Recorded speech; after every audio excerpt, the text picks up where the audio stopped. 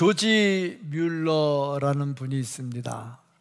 고아의 아버지라 불리는 사람인데, 고아원을 운영을 했는데 그 사람이 최고로 많을 때 아마 2,500명까지 됐는 것 같습니다. 고아원에 있는 사람의 숫자가 그렇게 많은 거 보니까 엄청나게 힘이 들었겠다 하는 생각이 듭니다. 조지 뮬러가 93살에 일기를 썼습니다. 그 일기에 뭐라고 썼냐면, 내가 처음 고아원을 시작할 때 하나님께 돈을 달라고 기도했다. 얼마? 1달러. 하나님 1달러만 주십시오. 믿음이 1달러 믿음이었답니다. 그런데 50년이 지나서 93살이 돼서 일기를 쓰는 그 시점에 하나님께 기도합니다. 하나님 100만 달러를 주십시오. 100만, 1000만, 1억, 10억, 한 13억 정도를 달라고 이제 한 번에 기도를 한 거예요. 참 그렇잖아요. 수많은 사람, 2,500명이나 되는 많은 사람을 하려면 얼마나 돈이 많이 들어가겠습니까? 우리나라 요즘같이 장애 시설, 또 이 약한 시설에 국가적 지원이 있고 하면 좀 쉽겠지만 옛날 얘기거든요. 힘들 때, 또 우리나라도 아니고 다른 나라에서 정말 힘든 때 하나님께 돈을 구할 때 1달러가 없어서 하나님 1달러를 주십시오 하고 기도하던 사람이 이제 93살이 돼서는 100만 달러를 주십시오. 참 얼마나 감동이 됩니까? 그 설교를 들은 교인이 목사님을 찾아왔습니다. 목사님, 나도 조지 뮬러 같이 기도하겠습니다. 그때 목사님이 꿈깨 그러는 거죠. 아니 왜요? 그랬더니 조지 뮬러는 1달러부터 기도를 했어. 그래서 50년을 기도해서 100만 달러를 구했어. 너 지금 와가지고 한 번에 100만 달러 달라고 기도를 해. 그런 얘기를 했어요. 그러니까 하나부터 차근차근 성장해야 되는데 우리는 갑자기 한 방에 대박 딱 그것만 하나님께 구하고 있는 것을 볼 수가 있습니다. 믿음은 하루아침에 크기도 하지만 단계 한 걸음 한 걸음 점차적으로 성장을 하는 거죠. 믿음도 성장을 해야 되고 육신도 성장을 해야 되고 또 경제적 상황도 성장을 해야 되고, 사람이 커야 할 시기에 크지 않으면 굉장히 속이 상합니다. 우리 애 좀 키가 작았어요. 지금은 안 작은데 초등학교 때부터 애가 워낙 작아가지고 학교 가면은 1번, 그때는 작은 애부터 1번을 했으니까 1번, 중학교 1번, 계속 1번을 했는데 애는 축구를 하고 싶었어요. 축구 선수가 되고 싶었어요. 그런데 키가 워낙 작으니까, 통영이 원래 축구가 유명하거든요.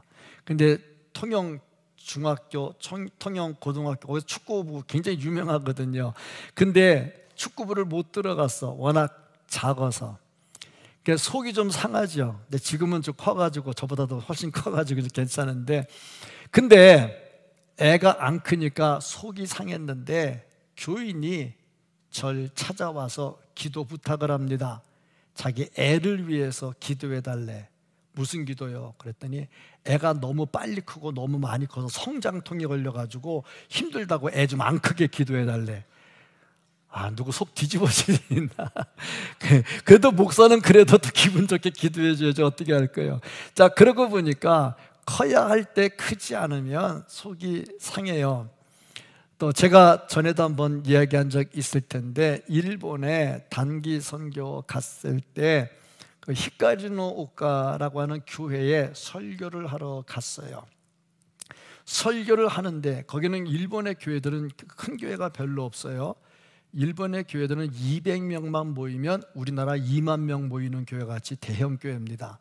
보통 20명, 많아야 30명 그렇게 모이는데 거기도 한 20명은 좀 넘고 30명은 안 되는 것 같았어요. 설교를 하는데 뒤에 안내석에 애가 요만한 애가 하나 누워 있었어요.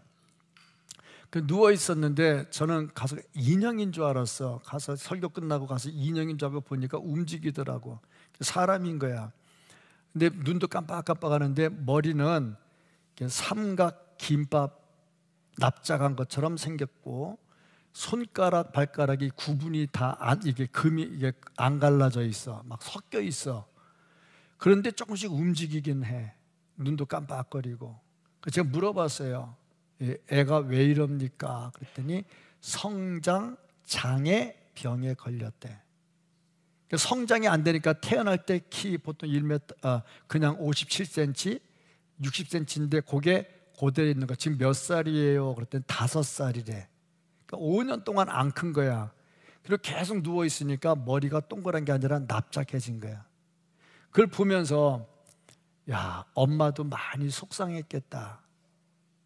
애 키우면서 엄마도 많이 속상했겠다. 그 생각을 했어요.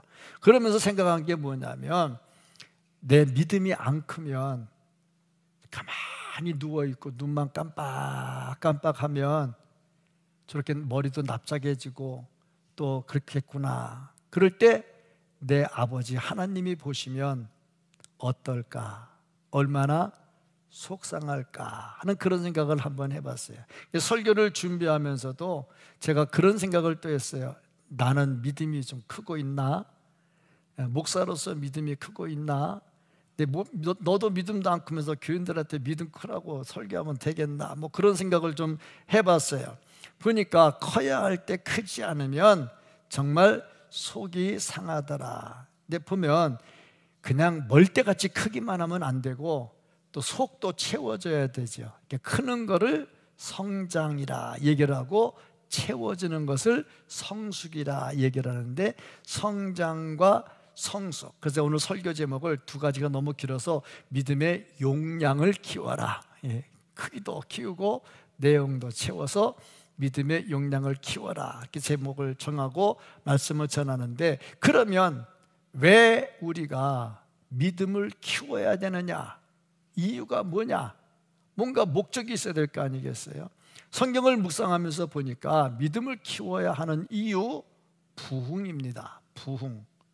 부흥을 위해서 먼저 하나님의 성전된 내 몸, 이 교회가 부흥이 되어야 되고 아울러서 내가 있는 이 교회가 부흥이 되어야 되고 아울러서 이 나라의 교회가 부흥이 되어야 되고 아울러서 하나님의 나라가 부흥이 되어야 됩니다. 천국은 심어졌을 때 겨자씨같이 작은 것이었지만 이게 점차 커져가지고 사람들이 쉴 수 있는 그늘을 준다 그랬어요. 이것이 천국의 비유입니다. 비유의 목적이 뭐냐? 처음엔 작았지만 점점 성장, 성숙해져야 된다 하는 거죠. 그리고 보니 사람의 육신은 나이가 들면 성장이 멈추게 되어 있습니다. IQ도 뭐 150이니 170이니 그래도 나이 들면 다 100으로 떨어졌다가 두 자릿수로 떨어지게 돼 있어요. 또 그런데 키는 그렇고 키는 성장이 멈추는 게 아니라 줄어들어요.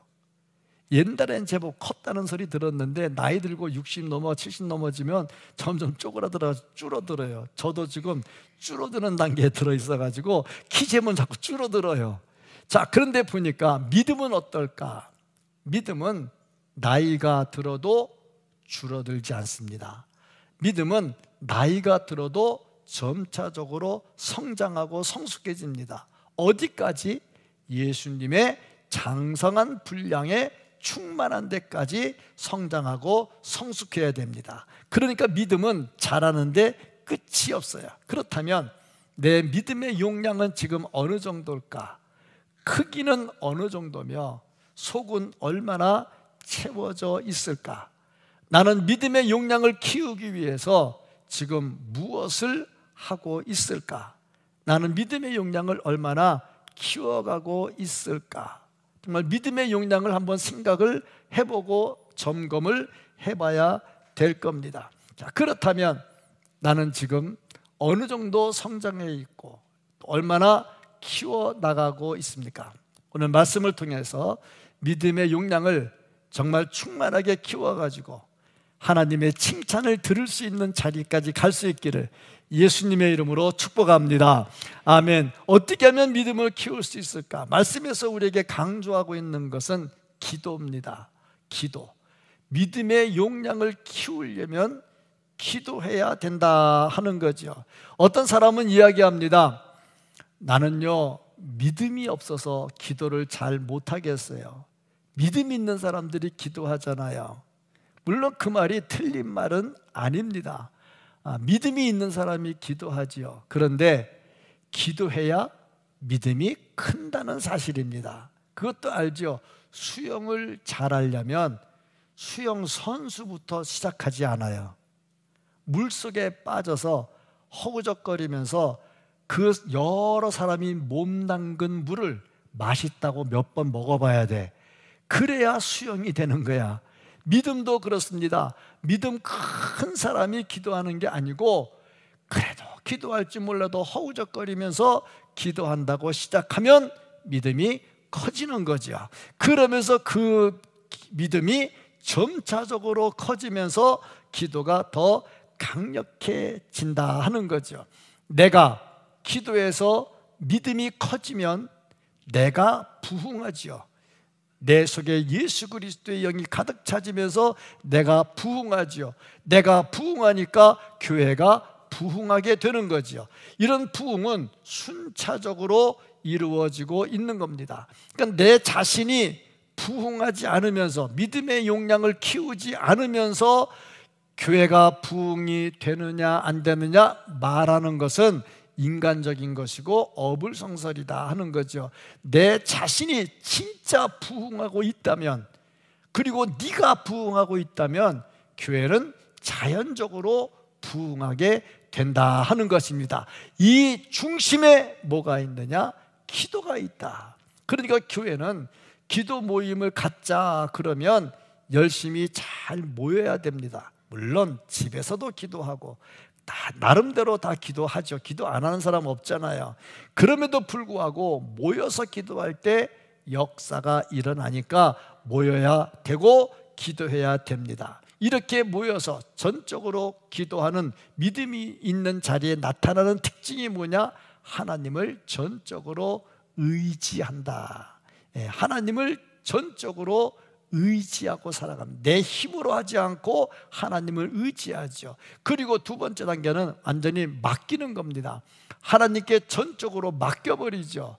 내가 일을 안 하는 게 아니라 일을 합니다. 그럼에도 불구하고 이 일을 이루어 주시는 분이 하나님이시라는 것을 믿고 결과를 하나님께 맡기고 철저하게 기도하고 의지하고 나간다 하는 거죠. 어려울수록 더 기도합니다. 우리 믿음의 선조들, 일제강점기를 걸쳐서 6.25를 걸치면서 사셨던 믿음의 선진들, 우리 한국교회 역사를 봐도 그렇습니다. 한국교회사를 보면 우리 믿음의 선조들이 진짜 기도를 많이 했지요.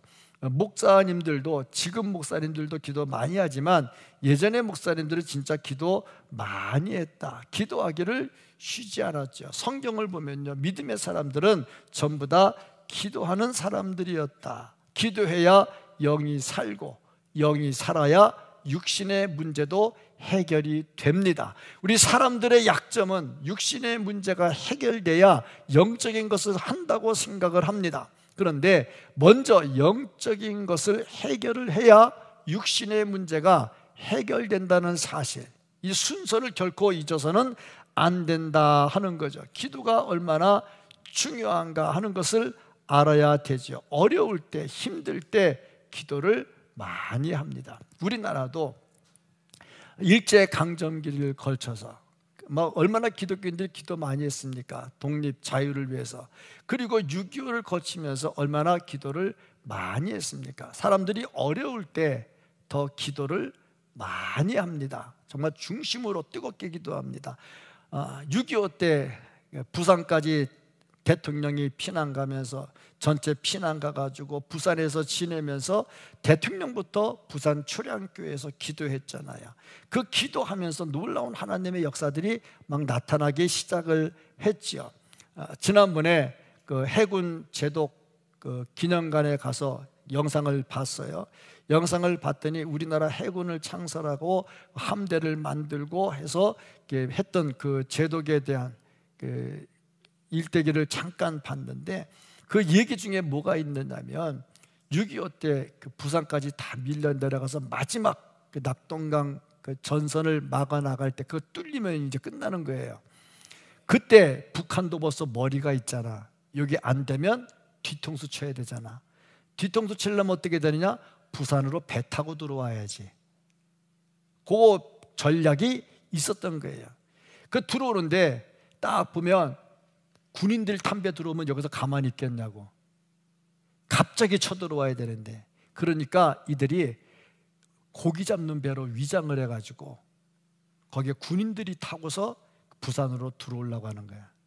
그거를 어떻게 하다가 이렇게 망원경으로 봤는데 거기에 고기잡이 배인데 총을 메고 있더래. 아, 요거 아니구나, 군인들이라. 그래서 그 배를 선멸했는데, 참 웃기는 게 말이죠. 웃기는 게 아니라 놀라운 게, 우리나라가 함포가 없었어. 배에서 꽝 하고 쏘는 함포가 없었는데 뭐 몇 발 있었는데 아까워서 못 쏘고 그냥 갖고 훈련은 그냥 훈련만 해서 총은 못 쏘고, 그런데 쐈는데 이게 날아가야 되는데 배까지 안 가고 떨어지는 거야. 거리 조정을 한번 안 해봐서 이게 몇 미터 나가는 줄 몰라가지고. 그 맞추려면 어떻게 해야 돼? 가까이 가야 되잖아. 가까이 가면 어떻게 돼? 위험하잖아. 그런데 가까이 가서 몇 사람 죽긴 죽었대. 근데 거기서 쐈는데 적통으로 맞은 거야. 그러니까 이제 훈련도 안 한 사람들이 쏴서 맞춘 거야. 하나님의 은혜라고밖에 안 보이는 거야. 그래서 그걸 막아낸 거예요. 그래서 부산을 차단시킨 거야. 바닷길을 차단을 시킨 거야. 그걸 들으면서 야, 역시 대통령부터 기도하니까 하나님이 들어주셨구나. 또 그렇지 않습니까? 기도잖아요. 어려울 때 간절하게 기도해야 된다.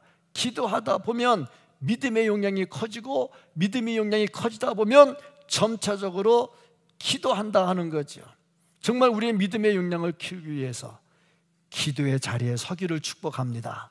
중직자들도 두말할 것도 없고, 중직자들이라 하면 일단 기도의 앞장을 서야 돼. 앞장서면서 나를 따르라 그래야 되거든요. 그러니까 중직자들도 먼저 기도를 하고, 아울러서 모든 성도들이 기도의 자리에 동참을 해야 된다는 겁니다. 기도하고, 기도하면서 어떻게 하느냐? 믿음의 용량을 더 키우기 위해서 바랄 수 없는 중에도 바랄 수 있는 마음과 믿음을 가져야 된다는 거죠. 17절 18절 말씀을 보면 기록된 바 내가 너를 많은 민족의 조상으로 세웠다 하심과 같으니 그가 믿은 바 하나님은 죽은 자를 살리시며, 잘 보세요, 없는 것을 있는 것으로. 우리가 볼 때는 없어.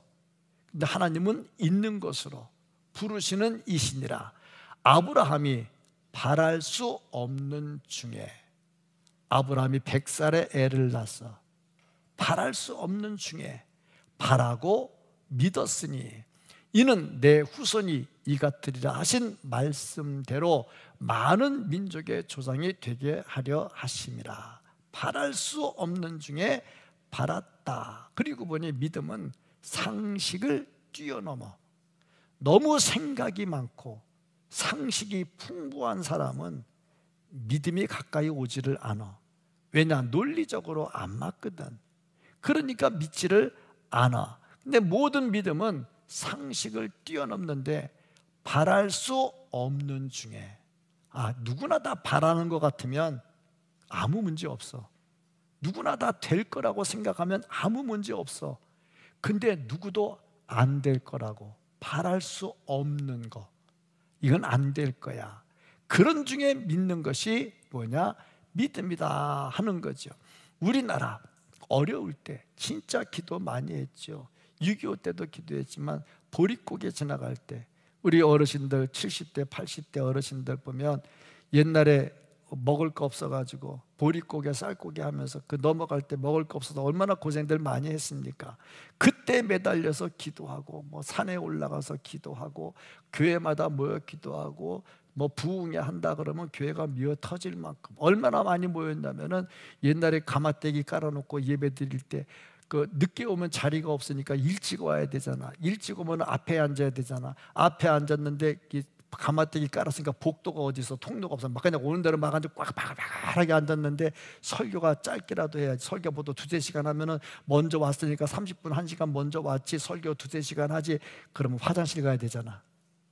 얼마나 힘들겠어요. 그런 거 다 참아가면서 기도 얼마나 열심히 기도했습니까? 정말 기도를 많이 했다는 거죠. 기도는 뭐냐? 바랄 수 없는 것을 바라게 만들어주고 할 수 없는 것을 할 수 있다고 믿는 게 이게 기도의 힘이다 하는 거죠. 그래서 믿음을 키워나가야 된다는 겁니다.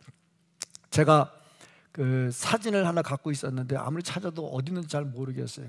아마 컴퓨터 속에 넣어놨는데 컴퓨터 바꾸면서 뭐가 됐는지. 어떤 그림이었냐면 나이아가라 폭포가 있는데 나이아가라 폭포에 사람들이 많이 앞에 앉아 있었어요. 나이아가라 폭포를 보고 있는데 거기에 줄 하나가 딱 나가 있는데 그 줄이 무슨 줄이냐면 서커스 하는 사람이 그 줄 위로 걸어가려고 만들어 놓은 거예요. 근데 그냥 걸어가는 게 아니고 외발 자전거를 타고 거기를 걸어간다고 이제 자전거 타고 지나간다고. 사람들한테 물어보는 거야. 내가 갈 수 있다고 생각합니까? 그러니까 사람들이 막 박수 쳤어. 이제 갔다 왔어. 그다음에 또 얘기를 했어. 그럼 내가 가는데 내 머리 위에 어깨에 사람 하나 무등 태워가지고 갔다 온다면 갔다 올 수 있다고 믿으십니까? 그러니까 사람들이 막 박수 쳤어. 그럼 여기 있는 사람 당신 중에 누구 손 들고 내 머리 위에 앉을 사람이 한 사람도 안 나왔어. 야, 그렇죠. 이게 믿음이에요. 이건 믿음이 아니잖아요. 진짜 믿으면 지가 어깨에 올라가야 되잖아. 근데 그렇게 안 되는 게 참 믿음이라는 거죠. 우리의 믿음은 어떤 거냐? 바랄 수 없는 중에 바라는 게 진짜 믿음이다 하는 거죠. 그러니까 참된 믿음이라고 하는 것은 현재를 보는 게 아니라 미래를 내다보는 것이다. 현재를 보는 것은 지식입니다.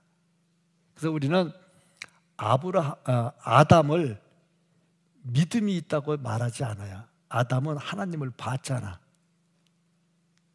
본 거는 믿음이 아니잖아. 믿음은 보지 못한 것을 본 것으로 생각하는 게 믿음이잖아. 그래서 성경들에 보면요, 이 아담 예배 같은 게 잘 안 나오고 뭐가 나오냐면 아담의 아들, 둘째 아들, 그 둘째 아들이 믿음이 하나님께 드려지잖아요. 아벨. 그래서 이 성경을 보면 히브리서도 보면 아벨부터 그 믿음에 대한 예배에 대한 게 나오잖아요. 이걸 보면서 믿음은 보지 못한 것을 본 것으로, 히브리서 11장 1절 말씀입니다. 믿음은 바라는 것들의 실상, 바라는 것은 눈에 보이지를 않습니다. 실상은 눈에 보이는 겁니다. 보이지 않는 것들, 안 보이잖아요. 증거는 반드시 봐야 되고 뭔가 나타내야 돼요. 이게 믿음이다 하는 거죠. 그러니까 불가시적인 것을 가시적인 것으로 여기고 가는 것, 이것이 믿음이다 하는 겁니다. 현재를 보면요, 믿음이 아닌 거죠. 보는 거죠. 아는 거죠. 믿음은 보이지 않는 것을 보는 것처럼, 증거가 있는 것처럼 여기는 것이 믿음이다. 오늘 본문 말씀에도 보니까 아브라함이 바랄 수 없는 중에 바랐다. 100세가 됐지요. 100세가 됐으니 사라는 90이지요. 사라는 이미 여성으로서의 애 낳을 수 있는 생리가 끝났습니다. 그러니까 애 난다 그러니까 사라가 웃었잖아요. 왜 웃었겠어요? 참나, 끝났는데 뭘 애를 낳아. 제가 90 넘은 권사님한테 권사님 내년도에 애 낳으시오 그럼 웃지 안 웃겠어? 그렇잖아. 그렇지 않겠어요? 그러니까 웃은 거예요. 나는 이미 끝났는데 무슨 애를 낳아. 그런데도 불구하고 아브라함이 어떻게 했느냐? 믿었잖아요. 우리는 못하지만 하나님이 하시면 됩니다. 그러니까 하나님은 아브라함에게 그런 믿음을 주려고 25년 동안 기도하는 훈련을 했어요. 75세에 약속을 해놓고 100세까지 25년 동안 훈련을 했습니다. 그래서 아브라함이 이삭을 낳고 믿음이 더 강해진 거야. 그동안에 25년 동안 안 되는가 보다 할 그때에 애가 딱 나타나니까 말씀은 되는 거구나 알았죠. 그러니까 이 이삭이 자라가지고 15살쯤 됐을 때 하나님이 죽여라 그러니까 칼 들고 죽이려고 그러잖아. 왜? 믿음이 생긴 거야. 무슨 믿음? 아니, 없는 중에 못날 상황에서 애를 주셨는데 요거 죽이면 다시 살려놓을 거야. 뭐 그런 믿음이 생긴 거죠. 그러니까 히브리서에 보면은 아브라함이 하나님께서 다시 살리신 줄 알고 칼을 뺀 거야. 그러니까 이미 아브라함의 마음에서는 이삭을 죽인 거야. 죽이려고 하다 끝난 게 아니라 이미 자신은 이삭을 죽인 거야. 그 믿음이죠. 믿음이 어떻게 생겼느냐? 25년 동안 훈련하면서 생겼던 거죠. 그러니까 믿음이 생기면요, 보이지 않는 것을 보는 것처럼. 모세를 보세요. 홍해를 가를 때 홍해 앞에 서서 앞에는 홍해 넓은 바다, 그 뒤에는 애굽의 군대가 막 쳐들어와. 가만히 보니 애굽의 군대가 쳐들어오면 다 몰살하게 생겼잖아요. 앞으로도 못 가고 뒤로도 못 가고 옆으로도 갈 수 있는 상황이 아니에요. 옆으로 간다고 애굽의 군인이 못 따라오겠어요. 그 상황이 아주 좋지 않은 상황이 됐어요. 그럼에도 불구하고 지팡이를 들어서 홍해를 치는 겁니다. 왜? 믿음이 생겼기 때문에 그렇죠. 믿음은 홍해가 갈라진 다음에 생기는 게 아니라 믿음으로 친 다음에 홍해가 갈라지는 겁니다. 그러니까 보이지 않는 것을 보는 것처럼. 그러니까 모세는 이미 갈라지는 걸 봤겠지요. 나름대로 봤으니까 명령을 따라서 손을 들었겠지요. 믿음은 보이지 않는 것을 보는 것이다. 그러니까 믿음은 눈으로 보고 머리로 아는 것이 아니라 영으로 보고 영으로 따라가는 겁니다.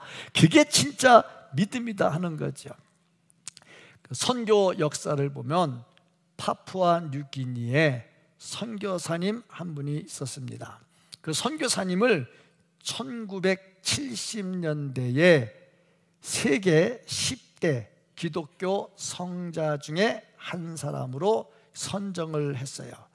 그 선교사가 그렇게 선정된 배경에 어떤 이유가 있느냐면 한 부족을 전도하려고 추장을 만나기로 약속을 했어요.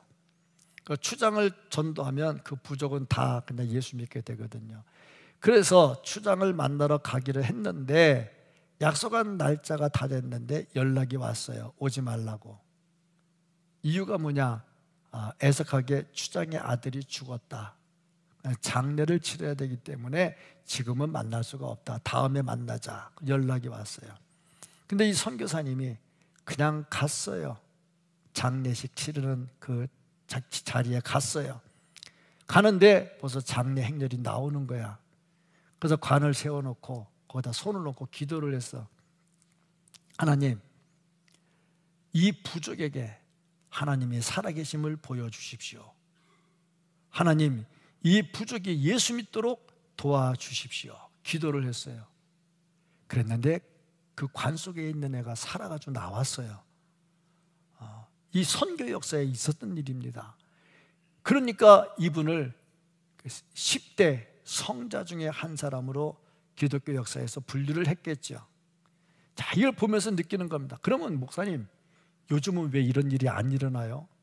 그거는 하나님께서 하시는 일이고 특별히 해주시는 일이고 우리나라 잘 안 해주는 이유가 뭐냐면 의사도 많지, 병원도 좋지, 돈도 많지, 그러니 다 알아서 니들끼리 해라 잘 안 해주시고. 사실이에요. 이 선교지에서 능력을 행하던 사람을 초청해 오잖아요. 여기서 한번 해보십시오. 그럼 못해요. 안 돼요.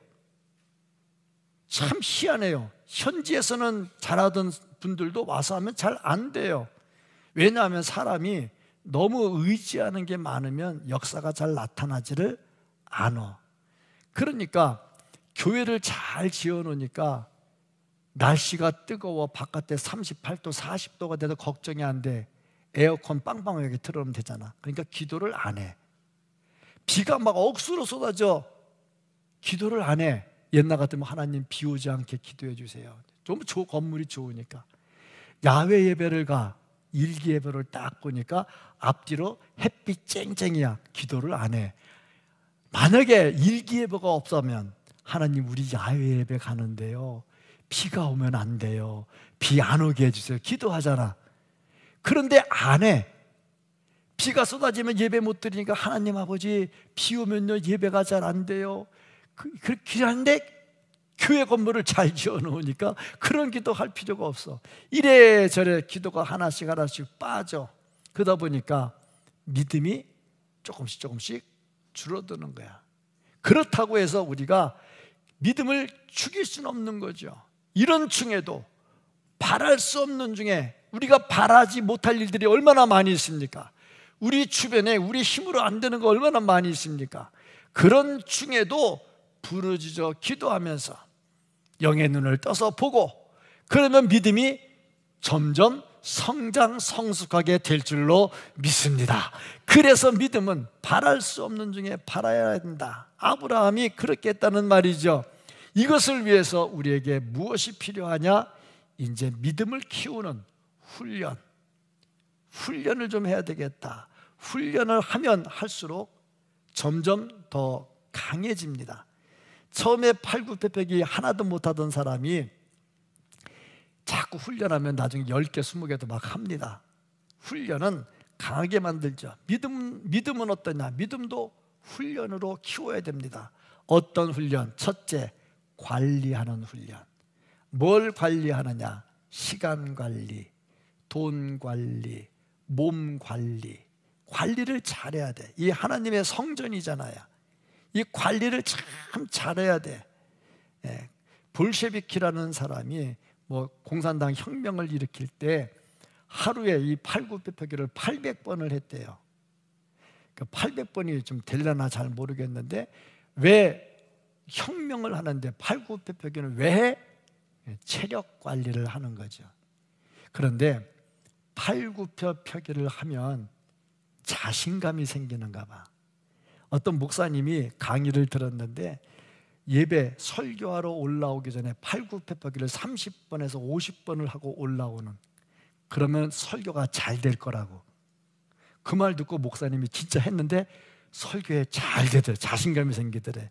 왜냐하면 저도 해봤어요. 전에 해봤는데 거울 보면서 야, 너 참 멋있게 잘생겼다. 오늘 은혜 되겠다. 팔굽혀펴기 쫙 하면요 막 힘이 생기거든요. 그럼 자신감이 딱 켜가지고 올라오면요 설교가 막 은혜가 되거든.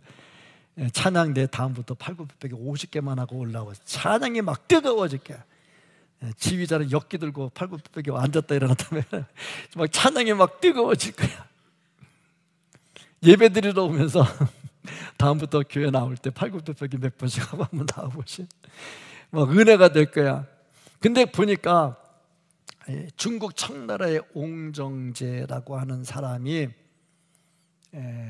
황제로서 이 나라를 다스리는데 서류가 올라오는데 서류를 일일이 하나하나 다 점검을 한대. 하루에 3시간밖에 안 잔대. 3시간. 그래서 결제를 하는데 하나하나 꼼꼼하게 결제를 하는데 하루에 15만 자를 본대. 15만 자면 엄청나게 많을 겁니다. 보통 한 페이지에 500자 들어가려나? 보통 30개 20조 한 600자 들어가겠나? 700자 들어갈 텐데 700자 들어가는 거 15만 글자를 한번 계산해 보세요. 그 엄청난 걸 보다 보니까 과로해서 죽었대. 관리를 해야 돼. 뭐든지 잘한다고 잘하는 거 아니야. 오늘 몸 컨디션이 안 좋은데 조깅한다고 막 죽어라 뛰어보세요. 그러다가 쓰러져요. 살 빼는 게 좋다고 살 빼는데요 기가 막히게 뺀다고 옆에다 비계살 갖다 놓고 막 이게 10kg입니다, 이게 20kg입니다, 이게 30kg입니다, 이게 내 뱃속에 있는 걸 내가 뺐습니다. 그러다가 죽었잖아. 너무너무 하다가. 알잖아 그 연예인. 내가 그렇게 좋아하는 연예인 죽었잖아. 뭐든지 그래. 관리를 잘해야 돼. 이 몸이 하나님의 성전이잖아요. 성전을 관리를 잘해야 되잖아요. 제가 지금 성전 관리 잘못해가지고 죽어라 고생하고 있잖아요. 나는 성전 관리 죄 때문에 하나님께 좀 고생을 하고 있는 거예요. 성전 관리를 잘해야 되잖아. 돈 관리, 물질 관리 열심히 잘해야 됩니다. 지금 최첨단 시대를 살다 보니 너무너무 그 시설들을 의지해요. 의지하다 보니 이 관리도 잘 안 되고 하나님 의지하는 것도 잘 안 되고 기도도 잘 안 되더라는 거죠. 이 관리를 잘해야 믿음의 용량을 키울 수가 있다는 겁니다. 시간 관리 잘해서 내가 예배 드리러 오는 시간, 내가 기도하러 오는 시간, 내가 하나님의 말씀을 묵상하는 시간 다 해줘. 시간 관리 잘했으니까 이렇게 나왔잖아요. 근데 조금 더 잘해야 될 것 같아. 왜냐하면 50분에 예배 드리면서 제가 50분에 예배 드리면서 앞에서 찬양하라 하고 딱 나올 때 보면 2층이 뻥 뚫렸는데 지금은 꽉 찼네. 그 뻥 뚫렸다가 꽉 찬 사람들은 조금 시간 관리가 10분이 덜 된 사람들인 것 같아. 자, 어차피 기왕에 하는 거 시간 관리 잘해야 되잖아. 물질 관리 잘해야죠. 하나님께 예물 드릴 것과 또 내가 세상에서 쓰지 않을 것과 쓸 것과 쓰지 않을 것, 그렇잖아요. 하나님께 예물 드리려면 물질이 필요한데 세상에 쓸 거 다 쓰면 물질 드릴 게 또 안 되잖아. 그러니까 그런 걸 관리를 잘하는 것이 믿음의 용량을 키워나가는 거다. 둘째, 의심하지 말고 확신을 가져야 된다. 그래야 믿음의 용량이 커진다 하는 겁니다. 21절 말씀을 보면 약속하신 그것을 또한 능히 이루실 줄 확신하였으니, 그러니까 아브라함의 믿음이 저런 겁니다. 약속했잖아. 하나님이 약속했잖아. 그러니까 이루어 주실 거야. 확신을 하는 거죠. 믿음은 확신과 연관이 되어 있습니다. 확신하지 않으면 기도할 이유도 없지요. 예수님께서 죽은 나사로를 살리기 위해서 오셨습니다. 그때 사람들이 앞에 있을 때 나사로가 살아날 거다 하고 이야기하니까 사람들이 믿지를 않았죠. 그런데 그 중에 마르다가 마지막 날에 살아날 줄로 믿습니다. 그러니까 마르다는 부활 신앙을 가지고 있었어요. 난 참 희한해. 예수님이 말씀 전할 때 마리아는 앞에서 듣고 있었고 마르다는 부엌에서 일하고 있었어. 그런데 이때 믿음 점검을 딱 하는데 마리아는 안 나타났는데 마르다가 딱 고백을 한 거야. 마지막 날에 부활할 줄로 믿습니다. 그러고 보니까 주방에서 일하는 사람들이 믿음이 좋은 거야.